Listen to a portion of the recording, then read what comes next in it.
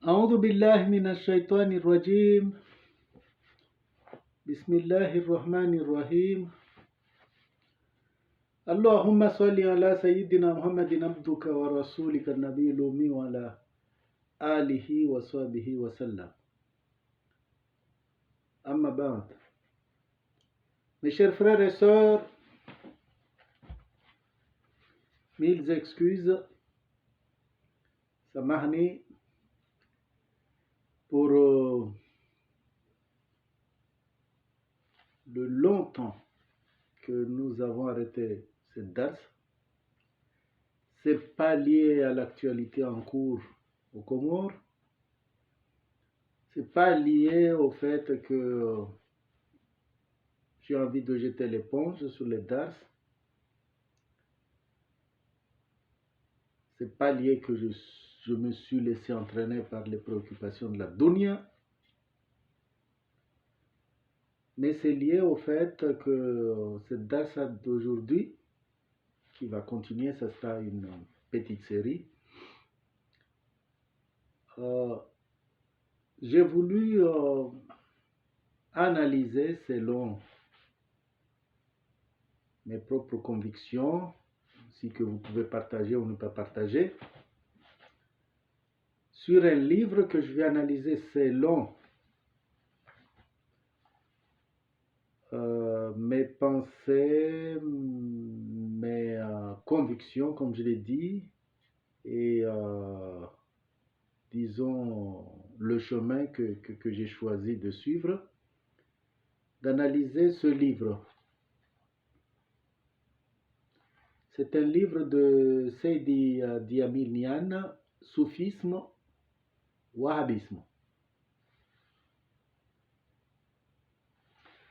J'ai fini de lire ce livre, donc chaque fois évidemment j'avais l'intention de finir le livre et de vous faire un exposé global, mais pour faire quelque chose de plus construit, après avoir fini le livre, j'ai fait une petite fiche de lecture pour moi, afin d'analyser le livre comme je vous l'ai dit selon mes propres convictions.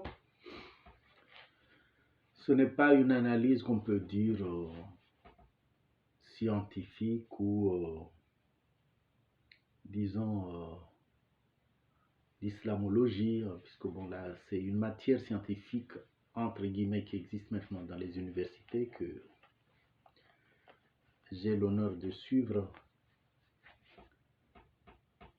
Mais c'est plutôt vous faire une réflexion selon, comme je vous ai annoncé, je vous annonce la couleur déjà pour éviter que mes propos soient interprétés d'une façon ou d'une autre. Entre le soufisme et le wahhabisme, puisque c'est de là qu'il s'agit, j'ai choisi moi le soufisme. Je peux même le dire que je suis un soufi, puisque je suis un enfant de Touareg. Dès mon enfance, mes parents m'ont orienté vers Tariqat Chadouli aux Comores. Et d'ailleurs, je vais vous annoncer une anecdote, c'est que étant, je pense à l'âge de 11 ans, 12 ans, quand on nous disait d'aller suivre les dhikrs d'Aïra, qu'on appelle au Comores, on nous disait toujours que la zaouia qu'on doit aller, c'est la zaouia qui est à droite, puisque bon, dans ma ville natale à Moutsamoudou, sur le chemin, il y a à droite la zaouia Tariqat Chadouli. Il y avait en tout cas même deux zaouia de Tariqat Chadouli, puisqu'il y avait la zaouia de Cheikh Mohamed El Arif, et juste à côté la zaouia qui était à l'époque sous la direction de Eliashurti, le père de l'ancien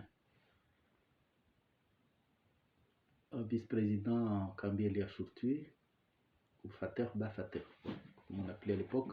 Donc c'est ces Zawiya qu'il s'agissait. Et une fois, par curiosité, je me suis dit pourquoi on nous dit toujours qu'il faut aller à la Zawiya qui est à droite et pas à gauche. Puisque de l'autre côté, juste presque en face, il y avait la Zawiya de Torkate Rifan. Et une fois, je suis allé par curiosité pour découvrir pourquoi on nous disait d'aller d'un côté mais pas de l'autre. Donc, et je me suis rendu compte que c'est le dhikr, même si c'était pas les mêmes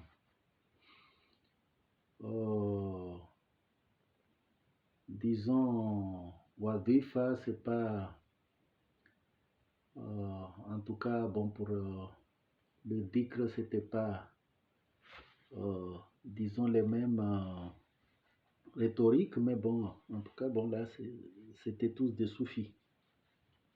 Il y a un moment où on pensait que même c'était des tariqas qui ont des divergences ou qu'on considérait même des adversaires. Il y avait vraiment une période conflictuelle, mais on ne savait pas que même, comme je l'ai expliqué auparavant, tous ces chers se suivent. Et c'est le soufisme, en fait, compte, c'est une voie qui se suit et qui continue jusqu'à maintenant. Donc là, j'ai choisi aujourd'hui de reprendre ce dars parce que chaque fois je dis je vais le faire vendredi prochain. J'ai raté le dernier vendredi. Je sais qu'il est minuit révolu, mais là je me suis dit que je reprends aujourd'hui, je recommence aujourd'hui. Voilà, enfin j'ai arrêté tout ce que je devrais faire.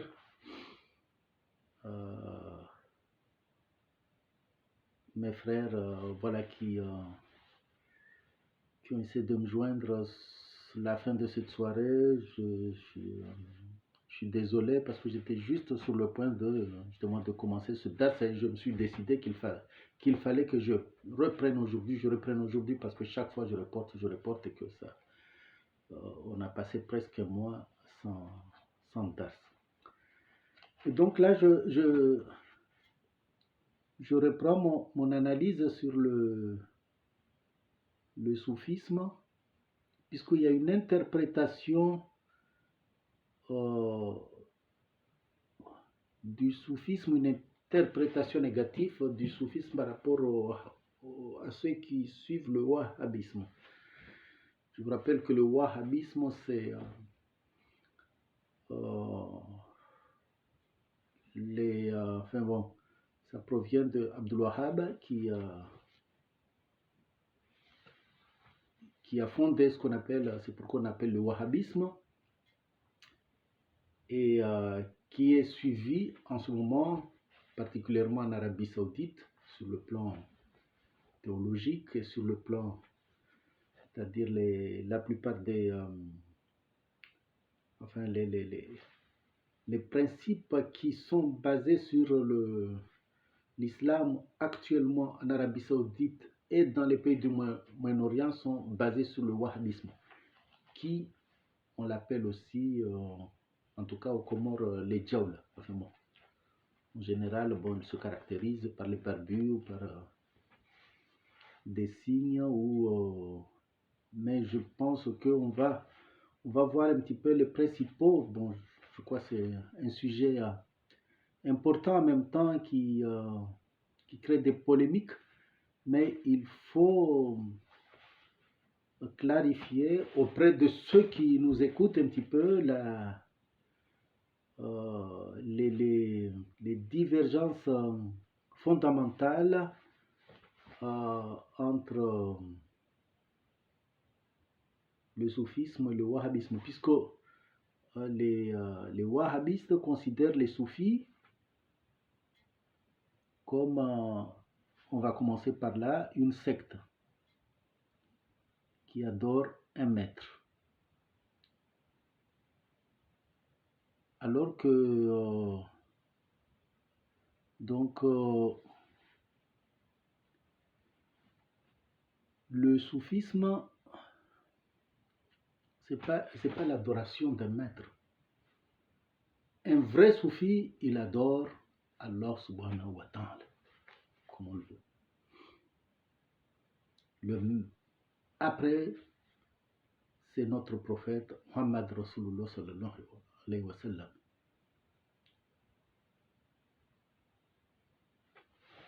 Et ceux qui se disent que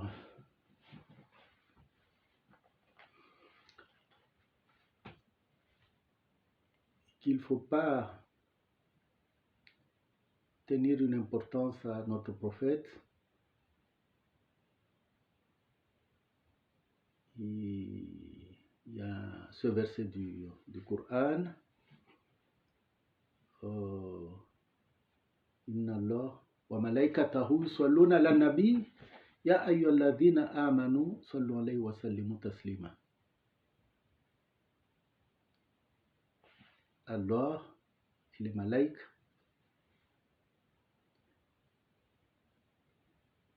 prient pour le prophète, donc, et vous priez aussi pour le prophète Muhammad sallallahu alayhi wa sallam. Évidemment, la prière, la prière d'Allah, on ne sait pas, puisque c'est Allah qui sait comment on prie. Nous, on sait que c'est une obligation pour nous de prier pour Allah subhanahu wa ta'ala, mais en tout cas,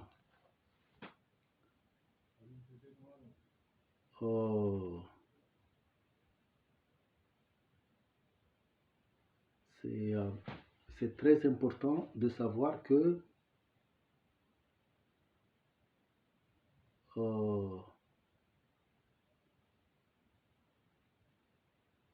c'est-à-dire faire des salat al-nabi a une importance puisque c'est préconisé par Allah subhanahu wa ta'ala, puisque c'est un verset du Coran. Donc tous ceux qui veulent par exemple dire que bon non, on ne peut pas prier pour le prophète, on ne peut pas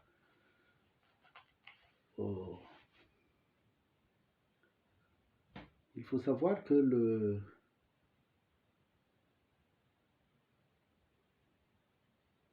ce qui est important, c'est Allah subhanahu wa ta'ala. Mais après, il y a des relais.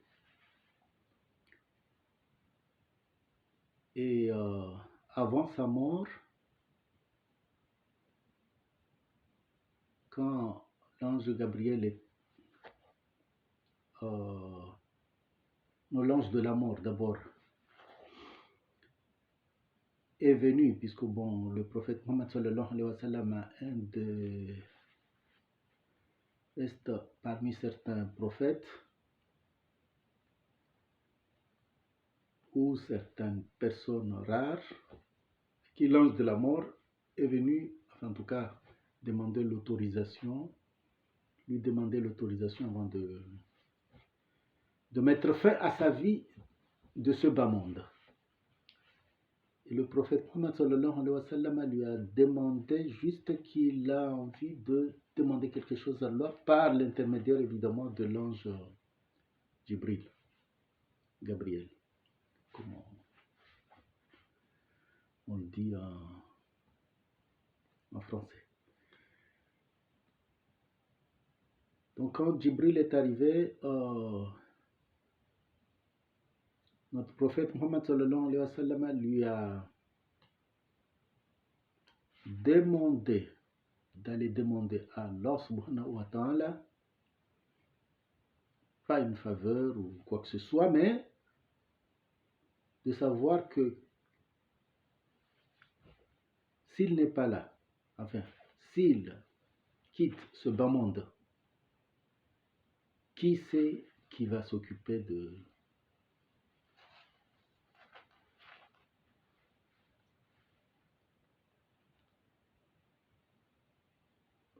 son ummati.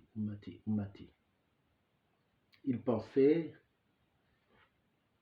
aux croyants qui l'ont suivi. Parce que comme il était là, il pouvait les orienter donc à part le Coran, avec les révélations qui lui ont été transmis par Jibril.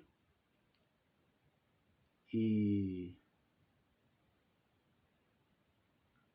il y a les hadiths du prophète qui permet jusqu'à maintenant de régler un certain nombre de problèmes pour les musulmans. Et donc, évidemment, Allah subhanahu wa ta'ala savait déjà cette question, mais Jibril est allé demander à Allah subhanahu wa ta'ala. Ce dernier lui a répondu que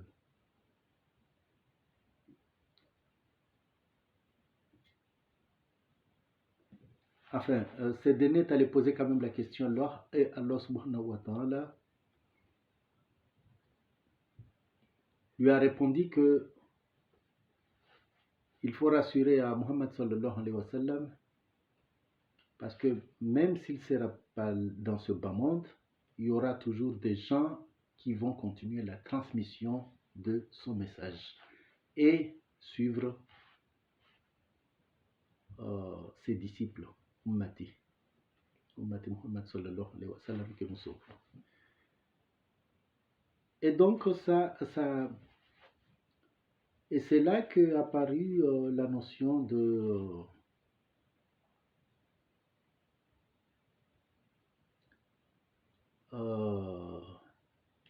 cheikh. Et c'est là qu'est apparue la notion de soufi. En fait, contre la notion de tariqa, c'est arrivé à partir de moi, je vous avais dit un peu plus tard du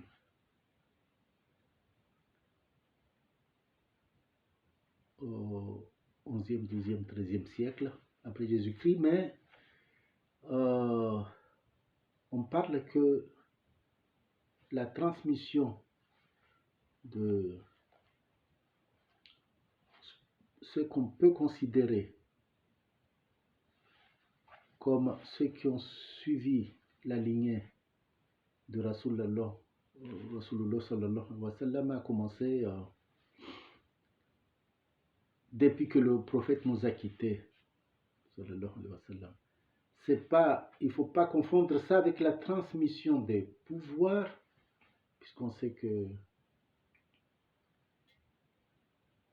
après le décès de notre prophète, c'est Abu Bakr, puis c'est Omar, puis c'est Othman, puis c'est Ali. Mais on pense qu'au niveau de la transmission idéologique, enfin bon, de cette lignée de transmission, c'est à partir de Ali, puis ça a continué par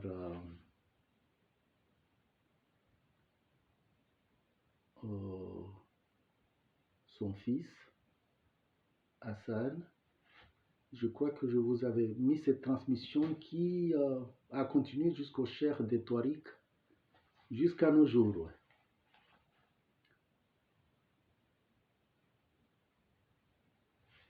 Il ne faut pas confondre avec la notion d'imam.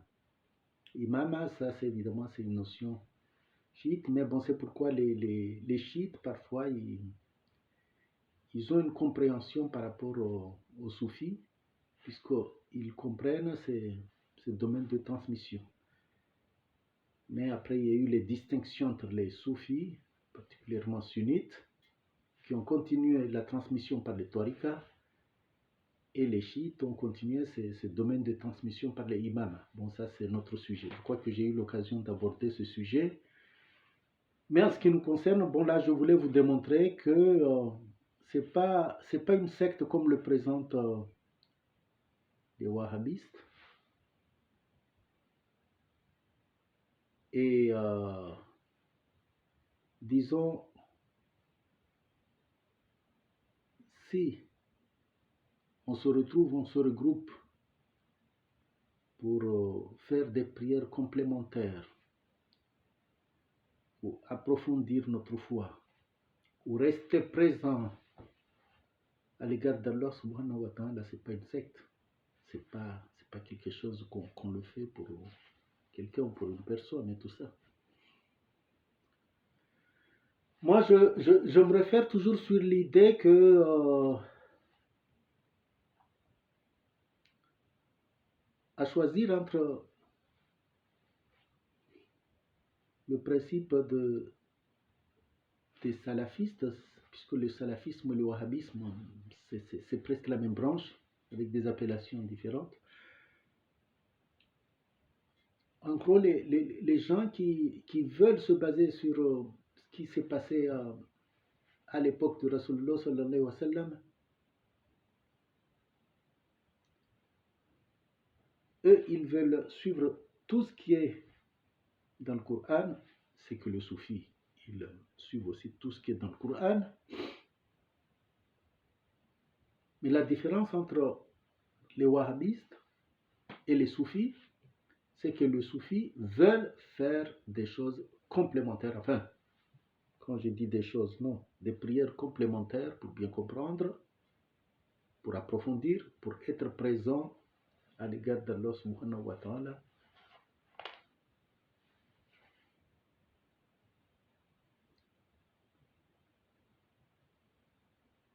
Alors que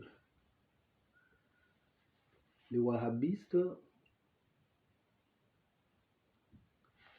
eux, ils se basent qu'on fait le minimum de ce qui a été dit. C'est comme par exemple, vous travaillez de 7h à 17h. Vous dites à votre patron que moi je fais mon travail de 7h à 17h. Votre patron peut vous demander éventuellement, est-ce que, comme j'ai beaucoup de choses à faire ou à finir, vous voulez faire des heures sup? Et vous dites à votre patron, non, moi je fais juste ce qui est mes horaires. C'est tout, je ne fais pas d'heures sup. Donc à l'égard d'Allah subhanahu wa ta'ala, c'est la même chose. Si par exemple vous dites que je ne fais que les 5 piliers de l'islam, rien d'autre, et observez quand vous allez à la mosquée ou particulièrement pour les solati Jumu'ah, dès que les prières, dès qu'on finit les prières, l'imam dit Assalamu alaikum wa rahmatullah, et il y a déjà tout de suite qui se lèvent. Ils ne peuvent même pas attendre 2 minutes, 5 minutes pour, comme on dit, pas simplement faire des doigts, mais c'est quand vous faites une prière, il se peut que vous ayez des pensées au moment de la prière, que vous avez oublié quelque chose, donc rien que, entre guillemets, sécuriser votre prière, enfin bon, au moins demandez à Astaghfirullah. Si vous avez fait quelque chose au cours de la prière qui n'est pas normal et tout ça, non, non, mais j'ai fait mes 3 minutes, 5 minutes de prière, et il y en a, voilà, c'est ça, qui veulent faire vite fait leur prière, et, et qui sont pressés, donc qui veulent lire rapidement pour faire les prières, et parfois, bon, c'est là où on peut oublier un rakan, ou on peut oublier des choses, où il faut savoir que la prière, ça, vous êtes en relation avec Allah subhanahu wa ta'ala. Donc, si vous faites quelque chose étant pressé, ça veut dire que vous voulez vite fait, vite fait, vite fait. Oui. Mais comme on dit, quand on fait quelque chose vite, on ne peut pas le faire très bien, quoi, ou pas bien du tout. Et donc, pour revenir à l'histoire, entre un soufi et un wahhabiste, un soufi, il va finir la prière, il va prendre un peu de temps pour les prières, pour, disons, approfondir ou que cette prière soit acceptée par Allah subhanahu wa ta'ala.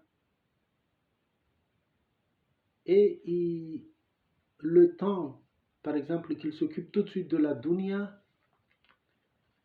il va prendre du temps, c'est ce que je disais, pour lire de wadifa. Le wadifa, bon, il y a, dans les wadifa, bon, ça dépend de quel cher, mais bon, là, c'est, plus on avance vers les chers, plus c'est, disons, il y a des versets de Coran qui sont rajoutés, il y a des doigts, il y a plusieurs choses, donc ça permet d'approfondir. Et donc, ça c'est quelque chose qui nous lie avec Allah subhanahu wa ta'ala, normalement d'une manière permanente, parce qu'après le wadifa, il y a le ourdo, ça peut être des salatin nabi, ça peut être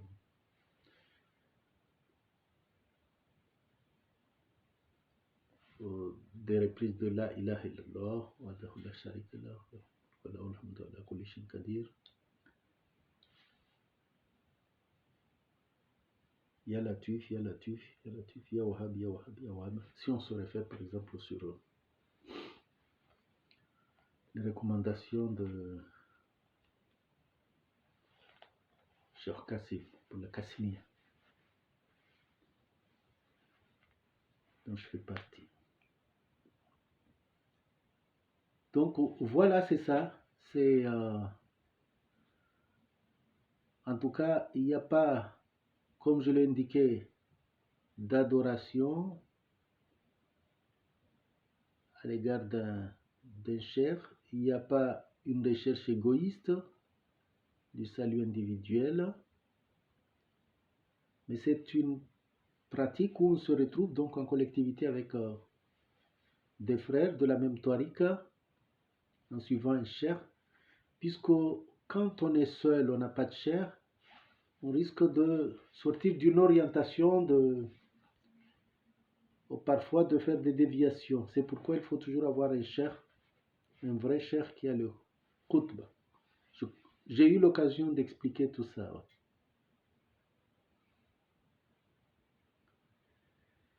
Donc le soufisme n'est pas non plus du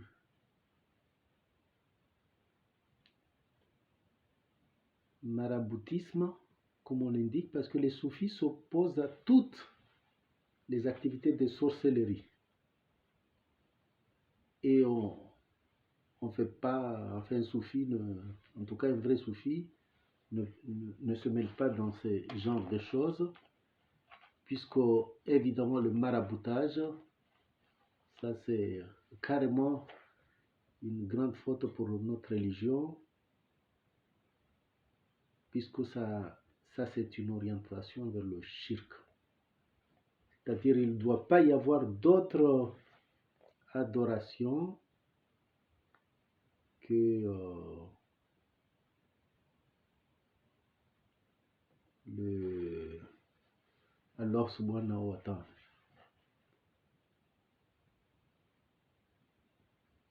Et donc les soufis s'opposent aussi,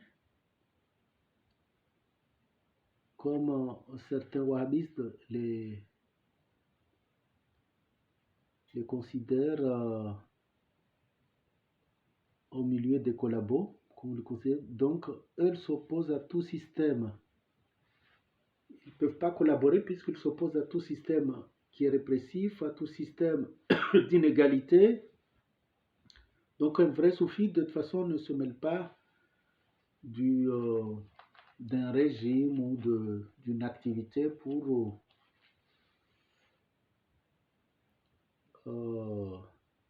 avoir un pouvoir politique, c'est-à-dire ne se mêle pas de ce genre de choses, donc on ne peut pas être collabo. Et le soufisme n'est pas comme les wahhabistes, parfois ils le présentent comme un ésotérisme chiite. L'ésotérisme, ésotérique, c'est le fait de se retrouver entre eux, c'est-à-dire puisqu'on se base sur le fait intérieur du groupe. Donc, les soufis, au contraire, leurs pratiques sont dédiées à Allah subhanahu wa ta'ala et elles ne se soumettent pas au système des imams, hein, comme je l'ai indiqué là, par rapport aux chiites. Ouais. Donc, ce n'est pas non plus une philosophie, puisque les soufistes ne se posent pas des questions sur les êtres humains. Pour eux, c'est sur l'adoration de Allah subhanahu wa ta'ala. Ne se posent pas des questions et des réponses qu'ils ont apportées et n'ont pas une vision, par exemple, générale du monde, mais eux se basent sur une adoration d'Allah subhanahu wa ta'ala. Évidemment, il y a un verset du Coran qui relate qu'on doit réfléchir mais sur les créations d'Allah subhanahu wa ta'ala, mais pas c'est une réflexion personnelle, mais une réflexion qui nous permet d'approfondir sur ce que tout a été créé par Allah subhanahu wa ta'ala. Donc, ça n'a pas une orientation personnelle ou philosophique, mais c'est plutôt une orientation qui nous permet d'approfondir notre confiance et nos adorations à l'égard d'Allah subhanahu wa ta'ala.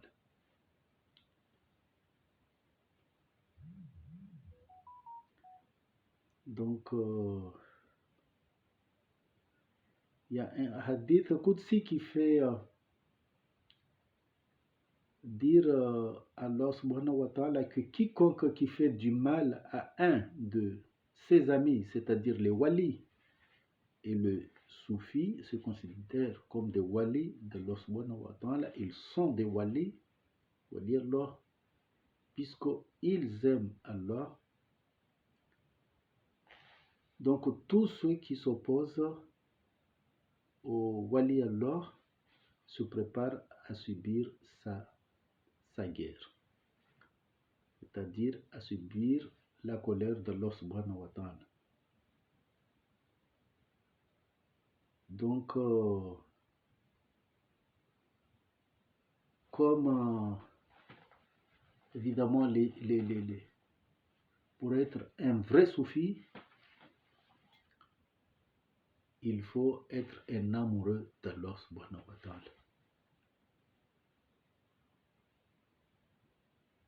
C'est-à-dire, c'est ce que même Rasulullah sallallahu alayhi wa sallam avait dit à Omar pour avoir la foi d'Omar.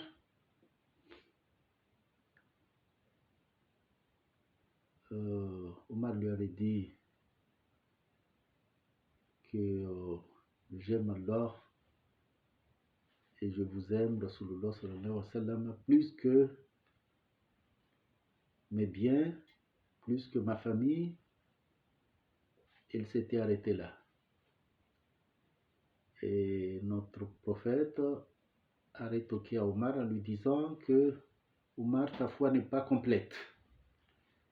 Après, Omar est allé, il a réfléchi, il a dit, j'aime, je vous aime, j'aime Allah plus que mes biens, plus que ma famille et plus que moi-même.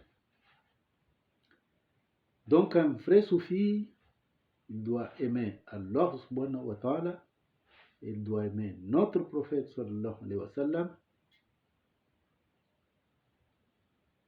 et par l'intermédiaire, effectivement, comme notre prophète n'est pas assez présent, le cheikh, c'est un vrai cheikh qui est présent, plus que ses biens, plus que sa famille, et plus que lui-même. Qu'est-ce que ça veut dire? Parce que ce ne sont pas des paroles en l'air comme ça. Mais ça veut dire que pour les biens, savez bien que parmi les piliers de l'islam, c'est de donner l'aumône.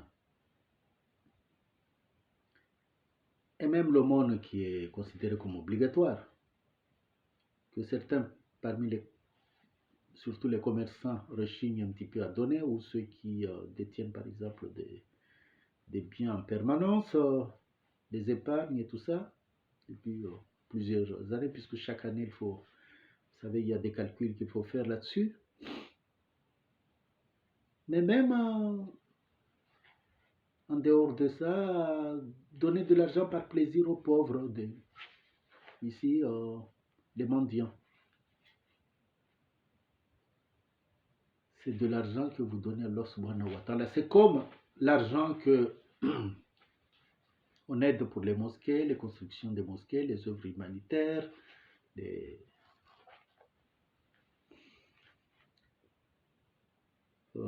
tout ce qui concerne notre religion, ça c'est de l'argent que vous donnez à Allah subhanahu wa ta'ala. Donc c'est là que vous pouvez montrer votre amour à Allah subhanahu wa ta'ala, que vous préférez donner vos biens alors que vous aimez bien donner ces biens à Allah subhanahu wa ta'ala que vous-même, quoi. Et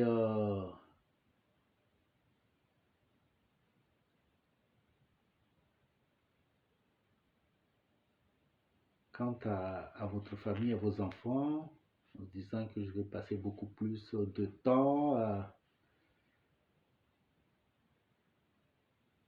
avec ma famille, c'est-à-dire que vous vous habituez à suivre la dunya et toutes les activités jusqu'à oublier de faire les prières dans les temps ou autre chose. Ça veut dire ça. Ou par exemple, aller faire du dhikr ou aller faire des prières complémentaires ou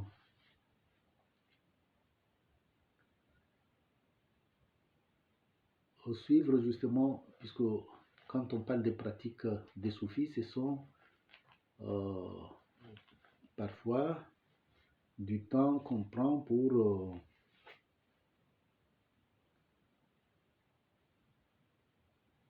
des adorations à Allah sur plusieurs formes. Ça peut être des formes personnelles, individuelles, ou ça peut être des formes collectives, oui, comme participer dans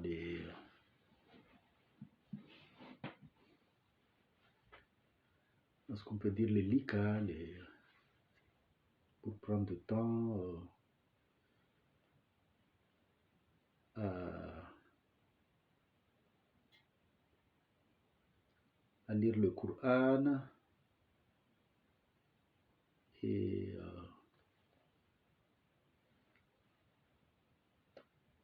à suivre des conseils sur Allah subhanahu wa ta'ala, Rasulullah sallallahu alayhi wa sallam.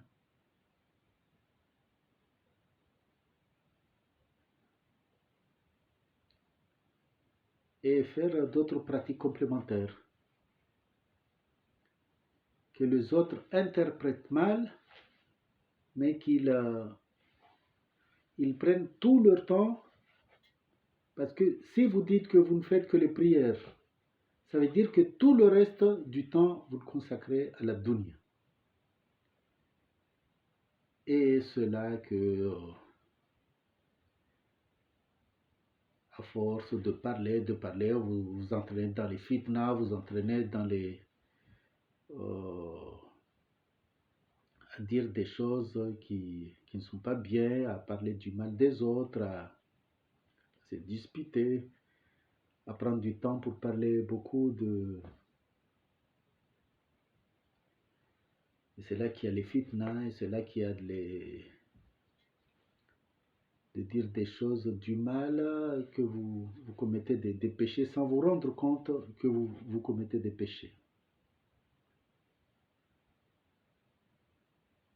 Donc, aux critiques, des wahhabistes, il y a un cher sénégalais qui s'appelle Cheikh Gaï qui réplique en disant que certains disent que le soufisme est une innovation parce que les compagnons n'ont jamais connu une chose qui s'appelait ainsi. Pourquoi ne pas se contenter de ce qu'ils faisaient, c'est-à-dire les compagnons? La réponse est simple. Les compagnons ont-ils connu une chose qui s'appelait les sciences du hadith, puisqu'à l'époque ça n'existe pas? Connaissaient-ils ce qu'on appelle la grammaire, par exemple maintenant, de l'arabe? Existait-il parmi eux des spécialistes de la rhétorique arabe, etc., etc. Donc on ne sait pas qu'il y a des choses que les compagnons ne faisaient pas avant, qu'on peut s'abstenir de ne pas le faire. Du moment que ça ne s'oppose pas au verset du Coran, que ça ne s'oppose pas au hadith. D'ailleurs, les hadiths ont été faits bien après le décès de Rasulullah sallallahu alayhi wa sallam. Donc si on se base en disant que on ne doit pas faire que ce qui a été pratiqué à l'époque, c'est en gros se limiter à faire presque le minimum, quoi. Et après, le reste du temps, on s'occupe de la dunya.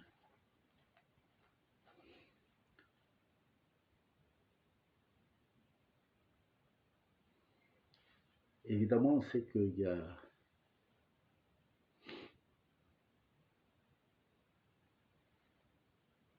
on peut reprendre l'histoire, par exemple, du Maulid Nabawi. Comme ça n'a pas été fait, il y a les wahhabistes ou euh, enfin, qui disent que le Maulid Nabawi n'était pas fait à l'époque du prophète Rasulullah. Vous imaginez le prophète Rasulullah sallallahu alayhi wa sallam, qui était un homme modeste, venir dire que il faut prier pour moi le jour de ma naissance, éventuellement. Mais tout en sachant que, bon, évidemment, en faisant les prières, là, c'était fait dans le cadre du Mihraj, justement, que les principes de prière ont été adoptés. C'est Allah subhanahu wa ta'ala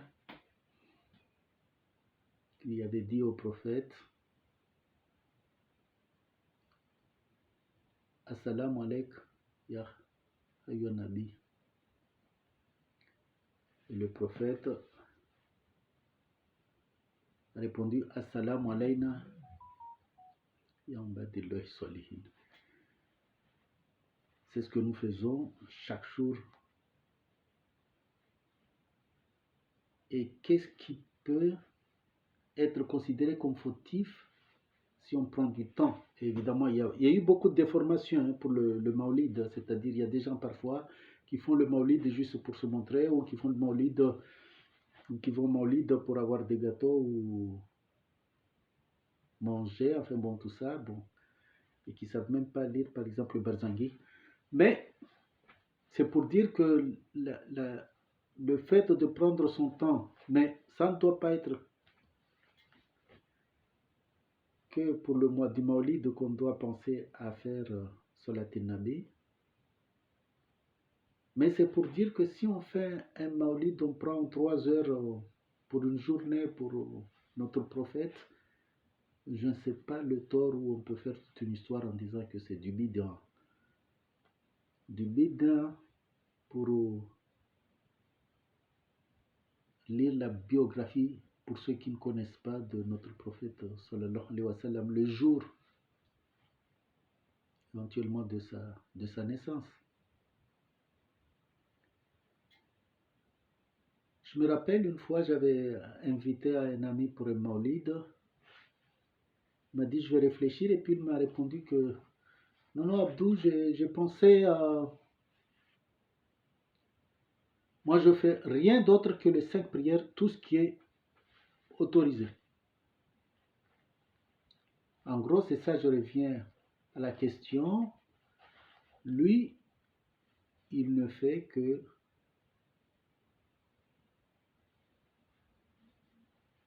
ce qui est demandé de faire. C'est-à-dire, il ne fait que le minimum. Il veut rien faire d'autre. Donc, il veut juste, pour les 5 prières, les 5 minutes, et puis ça va.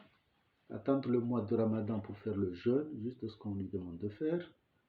La rigueur, le tarawi, soit il n'est pas, il dit que, justement, le tarawi, on disait à l'époque du prophète, il avait fait 1 ou 2 fois, mais ça n'a pas un caractère obligatoire. Donc, il y a des gens qui se disent le tarawi n'est pas obligatoire, donc j'y vais pas. Voilà.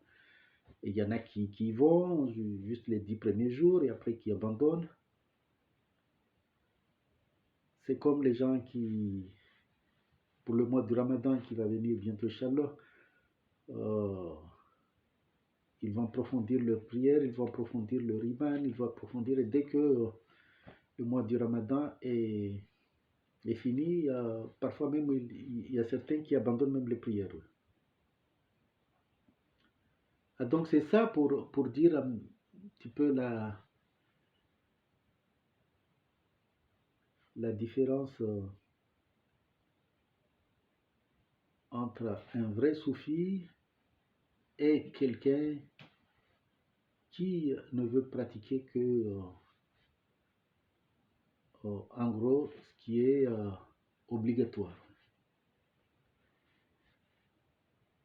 El Hajj Malik Ba, défenseur et praticien du Tassaouf au Sénégal, répond: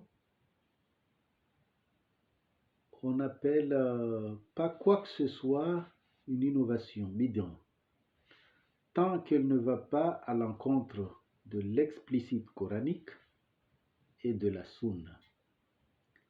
À partir du moment où l'acte en question est conforme aux injonctions du Coran et de la sunna, il s'agit alors d'une voie noble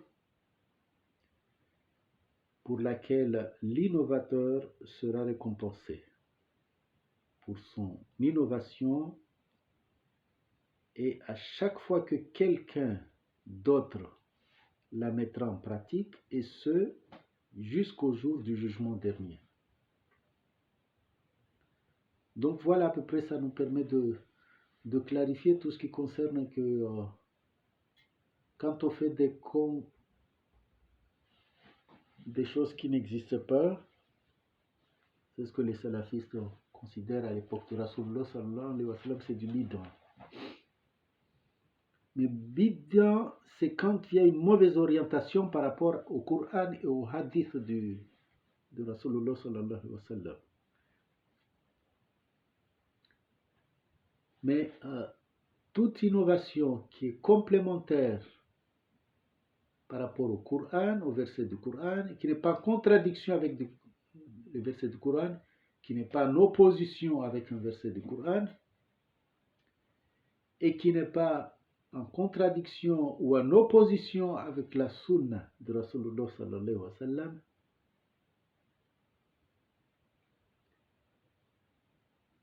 c'est pas du bid'ah. On ne peut pas considérer comme bid'ah de lire plusieurs fois, par exemple, Allahumma salli ala sayyidina Muhammadin abduka wa rasulika nabiyal ummi wa ala alihi wa sahbihi wa sallam. On n'est pas considéré comme du bid'ah de lire plusieurs fois La ilaha illallah wa dahu la sharika lah, lahul mulk wa lahul hamdu wa ala kulli shay'in qadir. On ne peut pas considérer comme du bid'ah de lire plusieurs fois afin de faire le astaghfirullah, astaghfirullah, astaghfirullah, astaghfirullah, astaghfirullah.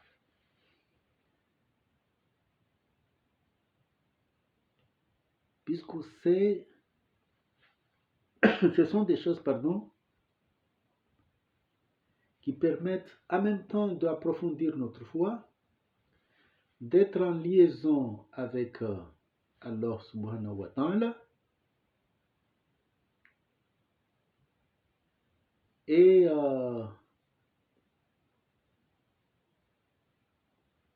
disons en même temps de nous protéger, puisque parce que si vous aimez vous montrer une manifestation d'amour à l'égard d'Allah subhanahu wa ta'ala, il va vous aimer. Si vous êtes un wali d'Allah, Allah subhanahu wa ta'ala va vous aimer. Même sur le plan humain, c'est normal. Si vous travaillez avec un chef que vous montrez non seulement que vous aimez votre travail, que vous appliquez ces règles, et que vous êtes même prêt à faire des heures sup, à faire des efforts pour travailler plus, comme on dit, évidemment, ce chef, quand il y a une perspective de vous faire progresser, il va vous faire progresser. Quand il y a une occasion, il va augmenter votre salaire. Et de toute façon, les heures sup sont payées normalement. Donc c'est la même chose avec Allah subhanahu wa ta'ala. Si vous montrez beaucoup plus d'amour à l'égard d'Allah subhanahu wa ta'ala, si à part ce qui nous a demandé de faire, on le fait, et on fait plus que ce qu'il nous a demandé de faire, si on prend beaucoup plus de notre temps pour être, je dirais presque en adoration permanente avec lui, parce que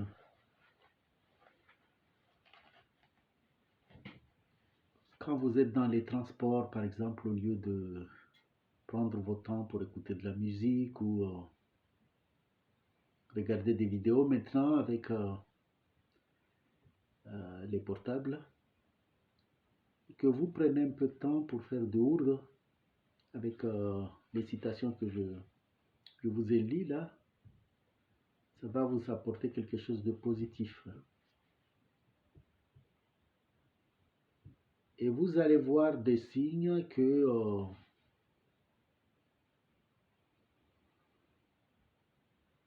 si vous avez des fois l'occasion de faire, par exemple, particulièrement pour la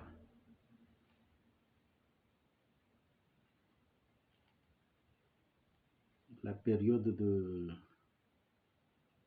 Duha, c'est-à-dire après Salat Subhi, avant Salat Dhuhri, si vous avez l'occasion de faire Rakatayn, Salat al-Hajja, de demander des vœux. Si la nuit, après Salat al-Isha, vous avez l'occasion de faire Salat al-Tawbah, parce que vous ne savez pas tout ce que vous avez fait de péché dans la journée. Et évidemment, quand tout ce que je dis que vous faites en plus, vous prenez le temps pour les soufis de vous retrouver avec des frères et continuer les prières en faisant des prières complémentaires, en faisant du dhikr, en faisant les lectures du Coran,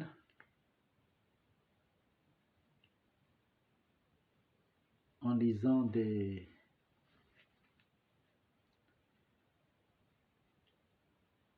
poèmes de gloire pour Allah subhanahu wa ta'ala ou Rasulullah sallallahu alayhi wa sallam,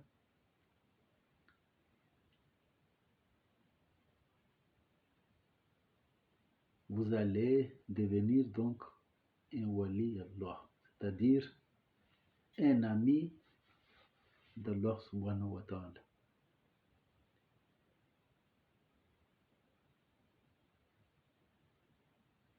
Et si vous aimez, vous montrez votre amour à l'égard d'Allah, Allah subhanahu wa ta'ala va vous répondre par son amour.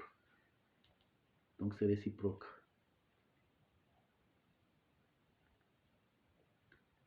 Ce qui est le contraire que si évidemment vous ne pratiquez pas, vous ne faites pas le jeûne, vous ne donnez pas les aumônes,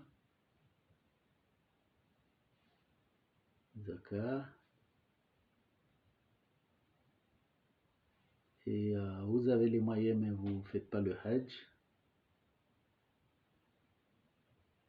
et soit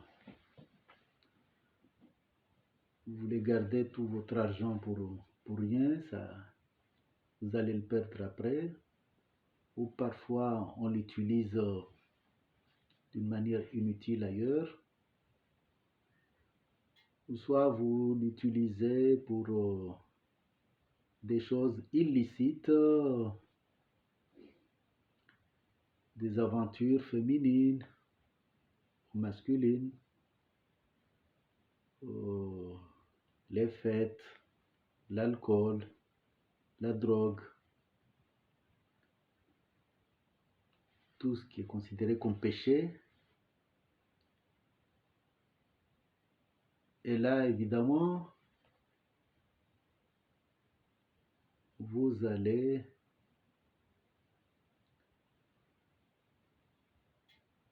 subir évidemment la colère d'Allah subhanahu wa ta'ala, ce qui est tout à fait normal.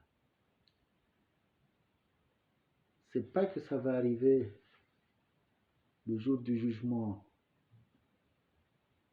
dernier, mais il y a des signes comme quoi vous avez beaucoup d'argent, mais vous n'êtes pas bien. Mais chaque fois, il y a des problèmes qui se posent et vous ne dormez pas bien. Il y a des malheurs ou des choses négatives qui vous arrivent et vous ne savez même pas parfois le pourquoi. Donc c'est pourquoi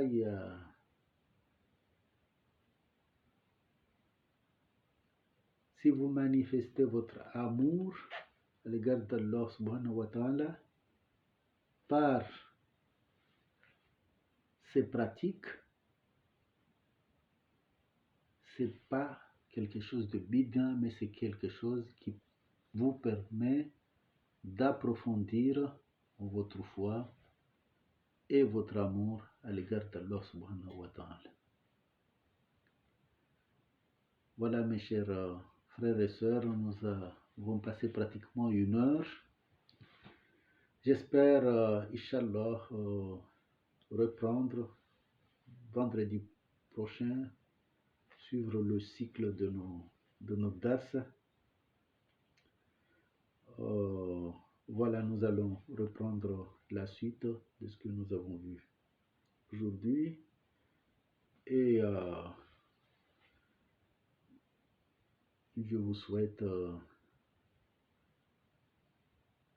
en tout cas pour ce mois de préparation, et c'est en même temps ce mois béni qui nous permet de